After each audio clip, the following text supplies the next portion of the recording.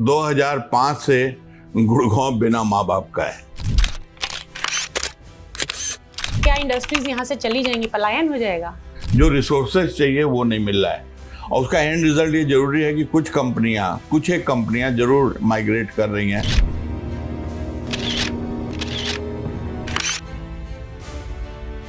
जब इसका vision Singapore की तरह था तो सिंगापुर में टोल क्या है, आप अपनी गाड़ी की स्पीड कम नहीं करते, आप झटके से निकल जाते हैं, टोल कट जाता है। तो कहीं ना कहीं लगता नहीं आपको भी कि एक सैचुरेशन आ गया, जितना विकास तेजी से कर सकता था एक स्टीप पे पहुंचे, डिक्लाइनिंग फेज शुरू हो गया।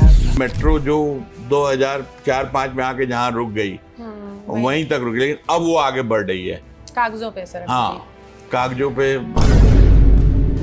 डबल इंजन, अक्सर हम लोग ये वर्ड सुनते हैं, उस डबल इंजन का फायदा गुड़गांव को मिला नहीं है। तो सर जो अब नए लोग आ रहे हैं, चाहे वो एंटरप्रेन्योर्स हों, चाहे वो अपना करियर स्टार्ट कर रहे हो इसमें, तो आपको क्या लगता है कि उनके लिए बैंगलोर या गुड़गांव क्या सजेस्ट करेंगे आप? और जो कि एआई की वजह से बहुत तेजी से बदल रहा है, तो आने वाले दिनों में भी हम लोग बहुत सारे ले ऑफ देखेंगे। कम से कम 100 ऐसे गुड़गांव होंगे इंडिया में, तो इंडिया 5 ट्रिलियन नहीं 20-25 ट्रिलियन की इकॉनमी बन सकता है। गुड़गांव एक वो शहर है पूरे एशिया का जहाँ पूरे दुनिया की कंपनियों के हेडक्वार्टर हैं, चाहे अब यूएस की कंपनी की बात करें, यूके की करें, कनाडा की करें, फ्रांस की करें, जर्मनी करें।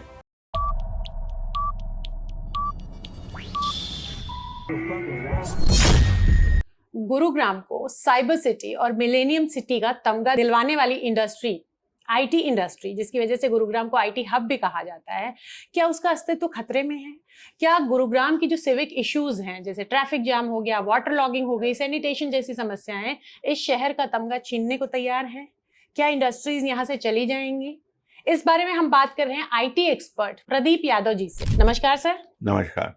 तो सर क्या सीधी सी बात अगर हम करें, क्या इंडस्ट्रीज यहाँ से चली जाएंगी, पलायन हो जाएगा? इसका बहुत दूर तक भी कोई ऐसा अंदेशा नहीं है, क्योंकि देखिए गुड़गांव की कहानी शुरू होती है 1999 से जी। उस वक्त एक चीफ मिनिस्टर थे, उनका बड़ा अच्छा सपना था कि हम गुरुग्राम को सिंगापुर बनाएंगे, और वो पूरे सपने में ऊपर से नीचे तक रमे हुए थे, और वो चंद्रबाबू नायडू साहब से भी इंस्पायर थे, जैसा उन्होंने हैदराबाद के लिए किया था। तो ये उस कहानी की शुरुआत तब से होती है, और तब गुरुग्राम में हार्डली इतनी कंपनियां थी जो उंगलियों पे गिनी जा सकती थी जी था, और इसका अल्काटेल था, 4-5 कंपनियां थी जी। तो ये भी एक क्वेश्चन उठा कि क्या गुड़गांव सिंगापुर बन सकता है। तो इस पे काफी लोगों ने एक्टिविटी की। हम एक सौभाग्य था कि मैं हरियाणा आईटी और टेलीकॉम इंडस्ट्री का पहला प्रेसिडेंट उन चीफ मिनिस्टर साहब के द्वारा बनाया गया था। डॉक्टर SYS कुरैशी साहब उस वक्त उनके चीफ सेक्रेटरी होते थे, जो बाद में चीफ इलेक्शन कमिश्नर बन के रिटायर्ड हुए। तो वो भी बुद्धिजीवी थे, बड़ा एक ग्रुप था बुद्धिजीवियों का कि गुड़गांव को कैसे एक वर्ल्ड की बेस्ट सिटीज के अकॉर्डिंग बनाया जा सके। इस पे काफी काम हुआ और गुड़गांव बना भी। अगले 1999 से लेके 2006 आया, 2009 आया, और till date I think Gurgaon का कंटिन्यूअस ग्रोथ होता गया, और अनप्रेसिडेंटेड ग्रोथ। एक्चुअली गुड़गांव के ग्रोथ की कहानी हम लोग ने शंघाई में जाके कई बार चाइना की कई बहुत बड़ी बड़ी कंपनियों को भी गवर्नमेंट की ओर से प्रस्तुत किया, जो गुड़गांव की एक सक्सेस स्टोरी है। तो गुड़गांव अभी भी इस स्टोरी पे कायम है, बट आज के दिन चैलेंजेस कुछ बदल गए हैं। चैलेंजेस कैसे बदल गए हैं? जैसे एक सबसे बड़ा चैलेंज ये, अभी कुछ दिनों पहले बारिश का पानी ये वो, लेकिन ये कमोबेश हर शहर में होता है, ये खाली गुड़गांव की समस्या नहीं है। हाँ, कुछ अंडरपास यहाँ जरूर ऐसे बन गए हैं जिनके पानी का निकासी न सोचने से वो ज्यादा भयावह है। तो फिलहाल वो एक पानी की समस्या तो है ही है, और ट्रैफिक नेचुरली इस शहर का इतना ड्रास्टिक ग्रोथ हुआ, और एक समय में यहाँ प्रस्ताव था कि इसको हम लोग स्मार्ट सिटी बनाएंगे। स्मार्ट सिटी मतलब कि स्मार्ट ट्रैफिक व्यवस्था भी।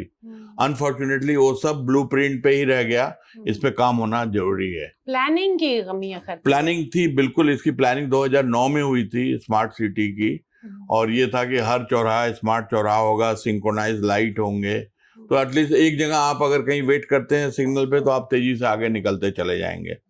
बट अनफॉर्चुनेटली हर जगह कैमरे लगने थे, और विमेन सिक्योरिटी को लेके इश्यूज थे, तो हर चीज पे ब्लूप्रिंट तैयार है, अनफॉर्चुनेटली इस पे काम नहीं हुआ। ये एक बहुत बड़ी फेलियर है। और इस पे काम न होने से क्या दिक्कत हुआ है कि इस पे काम न होने की वजह से चीजें जहां की तहां रह गई, तो उनको वापस उन रुकी हुई चीजों को पकड़ने की जरूरत है।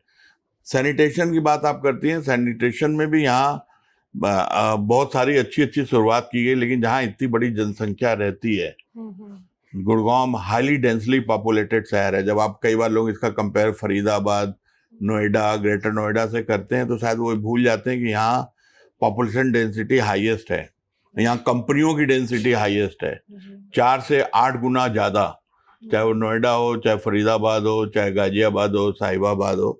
तो गुड़गांव बहुत ही हाईली माने डेंसिटी से भरा हुआ एरिया है, हर तरह के लोग हैं, इसका विकास तेजी से हो रहा है। तो सर जो विकास हुआ है और जितनी डेंसिटी है उसी वजह से रेवेन्यू भी मिल रहा है, वो रेवेन्यू यूटिलाइज नहीं हो रहा है। यहाँ पे उस तरीके से बजट एलोकेट नहीं हुआ है जी, क्योंकि बजट जो एलोकेट होना चाहिए था वो बजट उसी प्रोपोर्शन में एलोकेट, ये एक सबसे बड़ी प्रॉब्लम है। बजट एलोकेट करने की जरूरत है, रिसोर्सेज की जरूरत है, और साथ साथ जो नए नए ट्रैफिक मैनेजमेंट के सिस्टम है वो अप्लाई करने की जरूरत। ये भी सच्ची बात है कि पीक आवर में यहाँ इतनी सारी गाड़ियां सड़क पे आ जाती हैं, लेकिन उन गाड़ियों को भी अरेंज करने के लिए स्मार्ट ट्रैफिक सिस्टम, ये सब चीज को लगाने की जरूरत है। स्मार्ट टोल सिस्टम, अभी यहाँ टोल भी बहुत जगह से आप आते हैं, टोल भी नॉन स्टॉप आप चले जाएं। अगर जब इसका विजन सिंगापुर की तरह था तो सिंगापुर में टोल क्या है, आप अपनी गाड़ी की स्पीड कम नहीं करते, आप झटके से निकल जाते हैं, टोल कट जाता है। तो कहीं ना कहीं अगर जो विजन है वो विजन के साथ एक्सक्यूशन की थोड़ी कमी है। और रही बात, अक्सर लोग कहते हैं कि यहाँ से कंपनियां जा रही हैं और पलायन हो रहा है, ऐसा कुछ नहीं है। कंपनियां शुरू होती हैं गुड़गांव से क्योंकि यहाँ इकोसिस्टम बहुत अच्छा है, आपके जो पार्टनर कंपनियां वगैरह सब यहाँ मौजूद हैं। एक्चुअली सही पूछे तो गुड़गांव एक वो शहर है पूरे एशिया का जहाँ पूरे दुनिया की कंपनियों के हेडक्वार्टर हैं, चाहे अब यूएस की कंपनी की बात करें, यूके की करें, कनाडा की करें, फ्रांस की करें, जर्मनी की करें, और कहीं की भी बात करें, चाइना की करें, जेटी, हुआवे, सबका हेडक्वार्टर यहाँ है। तो हर वर्ल्ड की कंपनियों का हेडक्वार्टर यहाँ है, ये अपने आप में बहुत अनूठी बात है। ऐसा तो इसलिए तो शहर की या प्रदेश की या सरकारों की रिस्पॉन्सिबिलिटी बढ़ जाती है, इसमें बहुत ज्यादा बढ़ती है। और इस बात का बहुत दुख है कि 99 में जो चीफ मिनिस्टर साहब थे उनका पैशन था गुड़गांव, लेकिन उस 2005 से गुड़गांव बिना माँ बाप का है। और इसलिए बहुत जरूरी, क्योंकि इतना बड़ा रेवेन्यू जनरेट करता है हरियाणा की इकोनॉमी में, एनसीआर की इकोनॉमी में, कि गुड़गांव के लिए एटलीस्ट हरियाणा के चीफ मिनिस्टर साहब को बहुत संजीदगी के साथ इसको हैंडल करना चाहिए, जो नहीं हुआ। यहाँ मेडिकल का भी इतना अच्छा विस्तार हुआ, मेडिसिटी, आर्टिमिस, फोर्टिस, सब तरह के हॉस्पिटल हैं, लेकिन जो एडमिनिस्ट्रेटिव सपोर्ट चाहिए इस शहर को, वही तो आपका आईटी हब बना, मेडिकल टूरिज्म का बड़ा हब बन गया, लोगों का आना जाना हो गया डोमेस्टिक इंटरनेशनल, लेकिन बावजूद उसके हम केटर तो सिर्फ उतनी आबादी को कर रहे हैं। जो एक्सपेंशन हुआ, जो लोगों के आने जाने की संख्या बढ़ी है, उनके लिए इंफ्रास्ट्रक्चर नहीं बढ़ाया गया।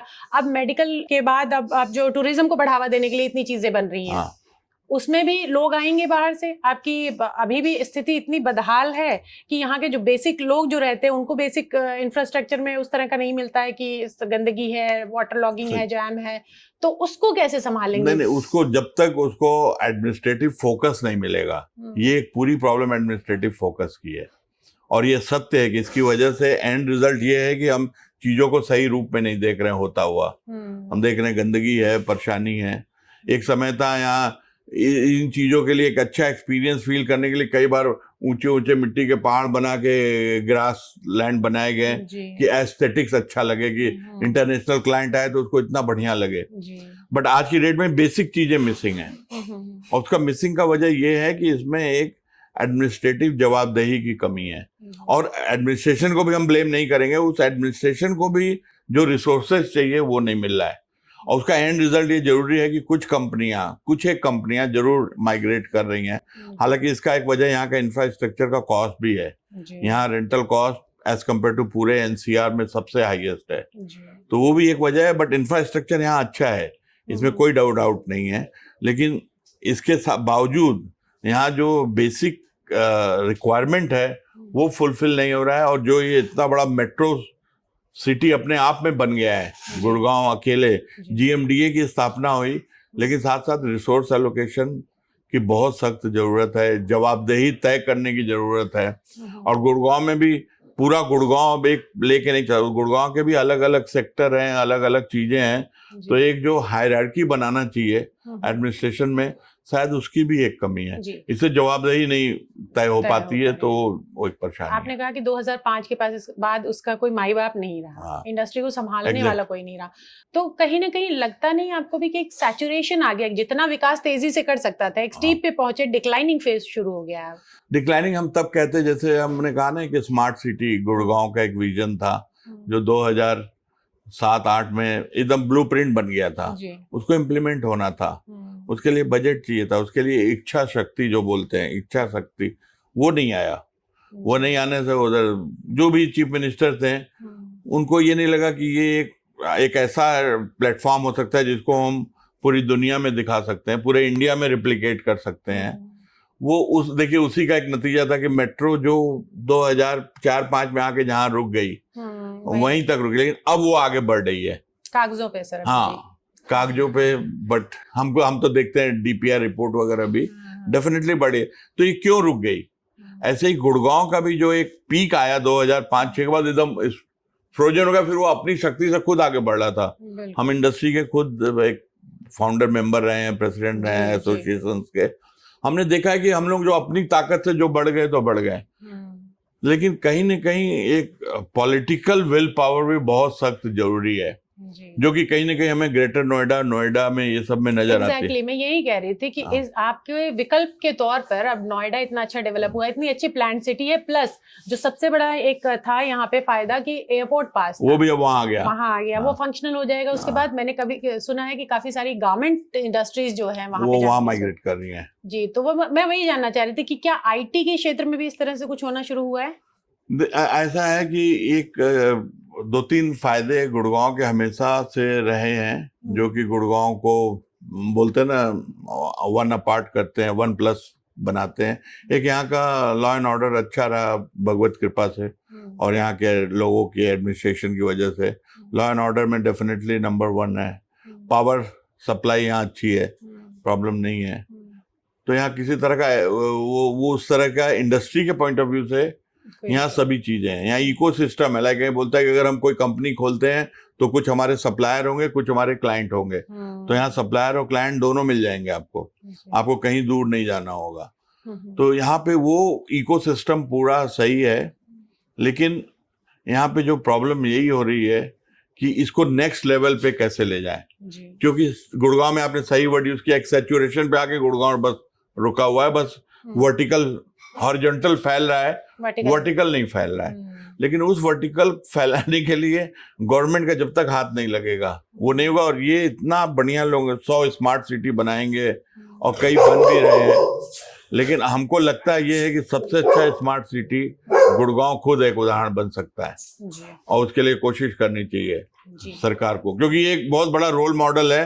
क्योंकि आने वाले दिनों में जो इंडिया तीसरे नंबर की इकॉनमी वर्ल्ड की बन रहा है ना, कम से कम 100 ऐसे गुड़गांव होंगे इंडिया में, तो इंडिया 5 ट्रिलियन नहीं 20-25 ट्रिलियन की इकॉनमी बन सकता है। तो आने वाले समय में अपने इकोनॉमिकल ग्रोथ के लिए भी हम लोग को गुड़गांव जैसे मॉडल को, एक्सपेरिमेंट को करने की जरूरत है और इसको करने के लिए पॉलिटिकल विल पावर बहुत जरूरी है। मैं इसमें काफी उम्मीद करता हूं, क्योंकि करंट सरकार चाहे केंद्र की हो चाहे स्टेट की हो, बहुत प्रैग्मेटिक है। डबल इंजन अक्सर हम लोग ये वर्ड सुनते हैं, उस डबल इंजन का फायदा गुड़गांव को मिला नहीं मिला। जो अब इसका हक है, ये रेवेन्यू जनरेट करता है, ये एक उदाहरण ही एग्जाम्पल है। और ये हर जो, चाहे आप पूना ले लें, चाहे दूसरे और भी जगह के, हैदराबाद ले, ये लोग भी काफी तेजी से आगे बढ़ रहे हैं, बेंगलोर, ये सब जगह पॉलिटिकल विल पावर है। यहाँ ये बिना पॉलिटिकल स्ट्रेंथन के चल रहा है, और जबकि इसके अंदर मल्टी फैसेट पर्सनालिटी है। हमारे जैसा आपने कहा मेडी सिटी है, बीपीओ का बहुत बड़ा सेंटर है, सॉफ्टवेयर का बहुत बड़ा हब है, टेलीकॉम का बहुत बड़ा हब है, और आने वाले समय में एआई का भी बहुत बड़ा, यहाँ कई सारी R&D की कंपनियां खुली हैं। लेकिन वो सब अपने ऊपर, अगर वो एआई वाली कंपनियों में थोड़ा सा गवर्नमेंट का स्ट्रेंथ मिल जाए तो यहाँ शायद ऐसा सॉफ्टवेयर निकले जो कि इसको वर्ल्ड वाइड फेमस कर सकता है। तो सर जो अब नए लोग आ रहे हैं, चाहे वो एंटरप्रेन्योर्स हों, चाहे वो अपना करियर स्टार्ट कर रहे हों इसमें, तो आपको क्या लगता है कि उनके लिए बैंगलोर या गुड़गांव, क्या सजेस्ट करेंगे आप? देखिए उस पॉइंट ऑफ व्यू से मैं थोड़ा सा बायस्ड ओपिनियन नहीं रख नहीं, सकता हूँ। अफोर्डेबिलिटी, लिवेबिलिटी और यहाँ का ओवरऑल जो लिविबिलिटी यहाँ थोड़ी हाई चली गई है, तो ये इसका बुरी बात है। प्राइसेस हाई हो गए, रियल एस्टेट महंगा है, रेंटल महंगा है, ये इसका एक फ्लिप साइड है। But on the other hand ये 20% ऑफ द टोटल इशू है। 80% जो फायदे वाली चीजें यहाँ पे है, जैसा मैंने बताया, यहाँ जो डेवलपमेंट इकोसिस्टम बहुत अच्छा है, इंडस्ट्री का कोलैबोरेशन बहुत अच्छा है। अगर आप कोई सॉफ्टवेयर में चीज डेवलप कर रहे हैं, उससे रिलेटेड आपको लगता है कि हमें हार्डवेयर में ये स्पेसिफिक कैपेबिलिटीज चाहिए जो कि अभी वाले हार्डवेयर में नहीं है, तो वो भी आप हार्डवेयर IBM है, विप्रो है, HP है, आप उनसे टाई अप करके, तो जो यहाँ क्योंकि कंपनियों के हेडक्वार्टर्स हैं, तो यहाँ पे आप टॉप लेवल पे जो इंटीग्रेशन करके जो भी एक नया इनोवेशन करने के लिए बहुत अच्छा ग्राउंड है। यहाँ बहुत सारे बड़े बड़े प्रोडक्ट बने हैं। यहाँ शायद आज भी यही वजह, यहाँ रियल ये जो सबसे अच्छा फायदा यहाँ के जो स्टाफिंग है, अगर हाईटेक स्टाफिंग चाहिए तो भी आपको मिल जाएगी। ढेर सारी यूनिवर्सिटी है पूरे NCR में, उसका एडवांटेज है। रिसोर्सेज मिल जाएंगे, उनका फायदा है। वेदर पहले नेगेटिव था, लेकिन अब मैं बोला वेदर भी गुड़गांव का मॉडरेट है। अब मई के बाद बारिश शुरू हो जाती है, तो हमको लगता है बैंगलोर वर्सेस गुड़गांव में Gurgaon is better, will become better and it will create a निश, लेकिन इनोवेटिव प्रोडक्ट के क्षेत्र में, लेकिन जिसमें बिना गवर्नमेंट सपोर्ट के नहीं हो सकता। लेकिन अगर गवर्नमेंट का सपोर्ट नहीं रहेगा तो जो आपका पहला पॉइंट सही था कि एक सैचुरेशन आ गया, and we are still enjoying that saturated point. We are vertically, horizontally expanding, but not going to the newer height. तो इसके अलावा सर जो AI आया है वो क्या करेगा? नौकरियां खा जाएगा या फिर नई नौकरियां क्रिएट करने में फर्दर मदद करेगा?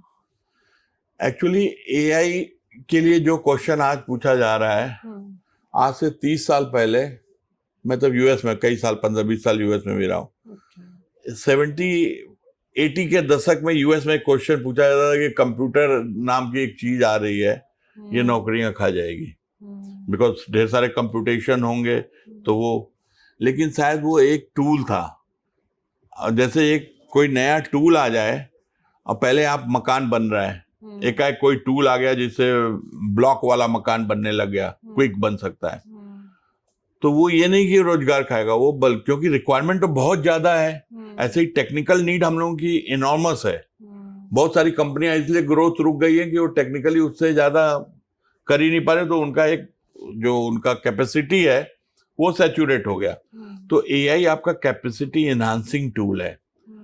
तो पहले अगर आपके घर 10 घर बन रहे थे उस शहर में, लेकिन अगर कोई टूल आ गया तो उस टूल की कैपेबिलिटीज है, वो बिल्डर बोलेगा नहीं हम तो 100 बना सकते हैं, तो क्यों नहीं 100 बनाए, क्योंकि नीड है। ऐसे ही कंप्यूटेशनल की बहुत ज्यादा नीड है। वो तो हम तो रुके हुए हैं, तमाम तरह के कंप्यूटेशनल कंस्ट्रेंट हैं और सॉफ्टवेयर के कंस्ट्रेंट है। AI डेफिनेटली हम लोग की रिक्वायरमेंट को 8 to 10 टाइम्स बढ़ा देगा। अच्छा, ऑफ कोर्स इसकी वजह से कुछ रूटीन वाले जॉब जाएंगे, टेस्टर के जॉब जाएंगे और कुछ कोडर के जॉब जाएंगे जो रूटीन काम करते हैं, तो वो 100 में से 20% जॉब जरूर ये खाएगा। लेकिन वो 100 को अगर वो 5 गुना बढ़ा दिया तो 500% कर दिया रिक्वायरमेंट, क्योंकि AI से आने से हर एरिया में बहुत अच्छी अच्छी चीजें होंगी और बहुत प्रोडक्टिविटी इनहांस हो जाएगी, तो वो 500 गुना काम बढ़ जाएगा, 5 टाइम। तो अगर वो 5 टाइम्स का 20% मैंने 100 खा भी लिया, तब भी वो 4 टाइम्स बढ़ गया। तो AI बिल्कुल फ्यूल करेगा इकोनॉमी को भी, फ्यूल करेगा लोकल इंडस्ट्रीज को भी, और मेक इन इंडिया के लिए AI से बढ़ के बढ़िया टूल कोई नहीं है। ये प्रूव करने के लिए इंडिया को कि हम लोग इस सॉफ्टवेयर की जो ये नया दौर शुरू हो रहा है AI का, इसमें अपनी सुपरमेसी दिखा सकते हैं।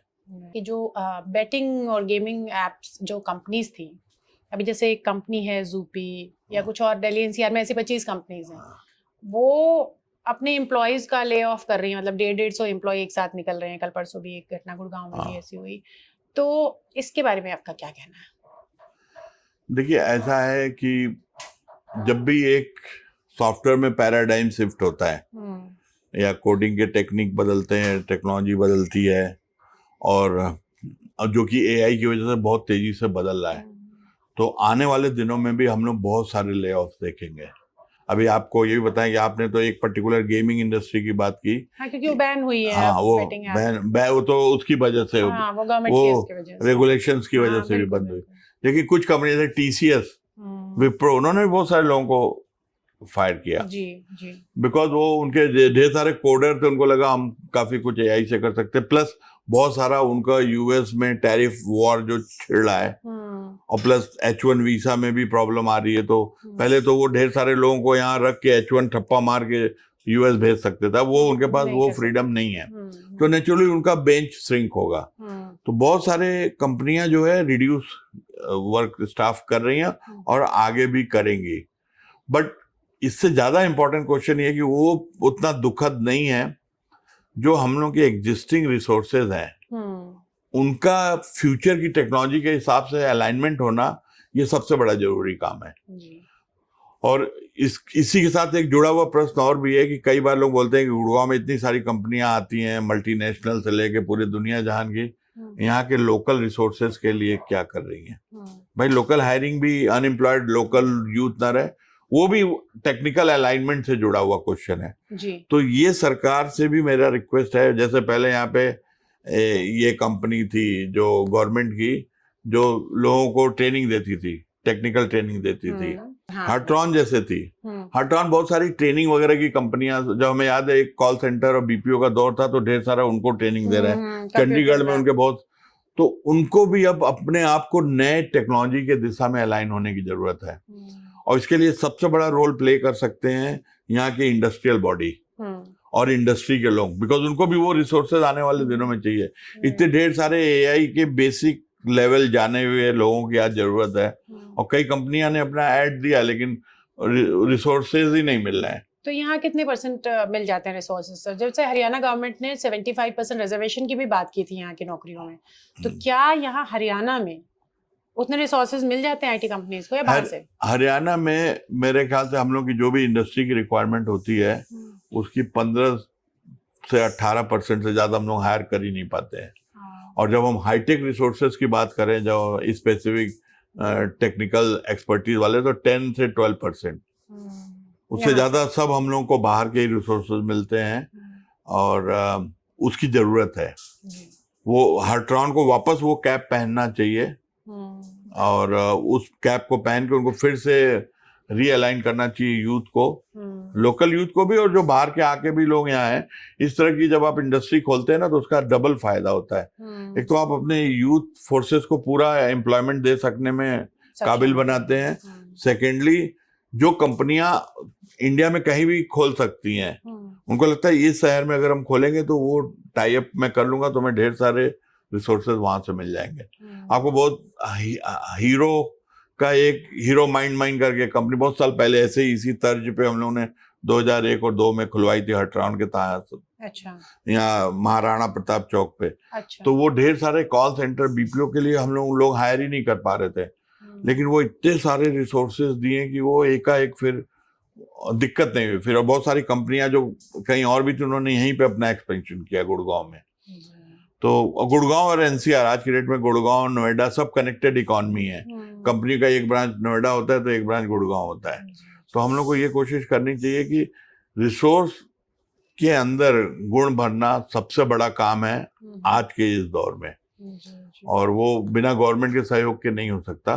गवर्नमेंट का अलाइनमेंट भी काफी होता है। गवर्नमेंट अगर गाइडलाइन दे, लोगों को एडवांटेज दे, तो जरूर ऐसी इंडस्ट्रीज के लोग आगे आएंगे जो रिसोर्स के अंदर वो कंपेटिबिलिटी लाएंगे कि वो फ्यूचर रेडी हो। क्योंकि स्कूलों के करिकुलम भी बहुत चेंज नहीं हुए ओवर ए पीरियड। स्कूलर एक फिक्स करिकुलम को ही पढ़ाते हैं, तो उन रिसोर्सेज को लेने के लिए अब कोई सी लैंग्वेज सीख के आ रहा है, कोई जावा सीख के आ रहा है, वो ठीक है अपनी जगह, लेकिन जैसा कि एआई में एक नई तरह की चीजें हैं, और अभी गवर्नमेंट ने बोला हम लोग यहाँ पे चिप डिजाइन करेंगे, गुड़गांव को भी उसमें लीड करना चाहिए। और यहाँ बच्चे बहुत सारे स्कूलों से VLSI डिजाइन वगैरह पढ़े हैं। अनफॉर्चुनेटली वो प्रैक्टिकली सॉफ्टवेयर तो चला के चिप डिजाइन किए हैं, लेकिन एक फैब्रिकेशन यूनिट के साथ उसका इंटीग्रेशन नहीं किया है। हालांकि वो बहुत ही डीप पॉकेट का खर्च होता है, बट गवर्नमेंट और इंडस्ट्री के पार्टनरशिप के साथ वो हो सकता है। तो उसमें भी बहुत गुड़गांव क्या एनसीआर दिल्ली बहुत बढ़िया लीड ले सकता है। जी जी। तो 20 से 25 साल या 30 साल पहले एज एन इंडस्ट्री एक्सपर्ट आपने जो गुड़गांव को जहां देखा था, क्या आप वहां पहुंचा हुआ है गुड़गांव, या कुछ अभी कम दूरी तय की है? ये बहुत अच्छा क्वेश्चन आपने किया, क्योंकि बहुत सारे विजनरी यहाँ थे। एक ह्यूज सॉफ्टवेयर हुआ करता था बहुत साल पहले, उसमें एक अरुण सेठ थे। अच्छा। और अरुण नेहरू। अच्छा। और ब्रिटिश टेलीकॉम के चेयरमैन होते थे अरुण सेठ। एक बार हम लोग ऐसे ही बहुत साल 2001 या 2 में, आज से 24-25 साल पहले इत्तेफाकन हम लोग बैठ के डिस्कस कर रहे थे। उस वक्त एक विजन पे हम लोग चल रहे थे। देवंग मेहता ने कहा था कि आईटी इनेबल सर्विसेज $20 बिलियन का इकोनॉमी को बूस्ट देगा। उन्होंने ये बात कही थी 1996, 97 में। तो लोगों को लगा 20 बिलियन तो बहुत बड़ा फिगर है, गलत है। बट वो सपना, फिर वो भी बेचारे नहीं रहे कुछ ही दिनों बाद। उसके बाद उस सपने को हम लोग चेस कर रहे थे और वो सपना सच हुआ। वो 20 बिलियन नहीं, वो $100 बिलियन की तूफान था। लेकिन 2002-03 में हम लोग ये सोच रहे थे कि ये तो बीपीओ कॉल सेंटर, ये लो वैल्यू चेन में आप आ गए पहले। अच्छा हुआ हम लोग इंडिया आ तो गया, और Gurgaon was the world capital of call centre and BPO. But लेकिन ये चर्चा हो रही थी कि हम लोग एक लेवल पे आए हैं, बट हम लोग वैल्यू चेन में बहुत ऊपर नहीं है। वैल्यू चेन में और ऊपर कैसे रहें कि हम लोग आईटी के कोई बहुत बड़े बड़े सॉफ्टवेयर या सॉफ्टवेयर सर्विसेज, फिर हम लोग अगले दशक में वैल्यू चेन में software services, services, telecom infrastructure, internet infrastructure, ये सब में हम लोग धीरे धीरे आगे आए। लेकिन आज की डेट में जो उस वक्त का सपना लोगों का था कि हम वैल्यू चेन में सबसे ऊपर आए, कि हम लोग ऐसी टेक्नोलॉजी विकसित करें जो कि हम लोगों को ग्लोबल सुपरमेसी दे। ये नहीं कि भाई पहले हम लोगों का पेट भरा हुआ नहीं था तो हम लोगों का पेट भरा हुआ है, we are getting good revenue and we are living happily, but that is one level. Level 2 है कि we create the environment for the rest of the world to enjoy the technology. तो वो आज हम लोग उस जंक्चर पे खड़े हैं। अनफॉर्चुनेटली टेक्नोलॉजी भी पीछे चलती है थोड़ा, बट वो सपना आधा पूरा हुआ, आधा नहीं पूरा हुआ। बट हमको मालूम है कि शायद आने वाले 5 सालों में वो सपना जरूर पूरा होगा। थैंक यू सो मच, हमसे बात करने के लिए आपका बहुत बहुत धन्यवाद। Thank you.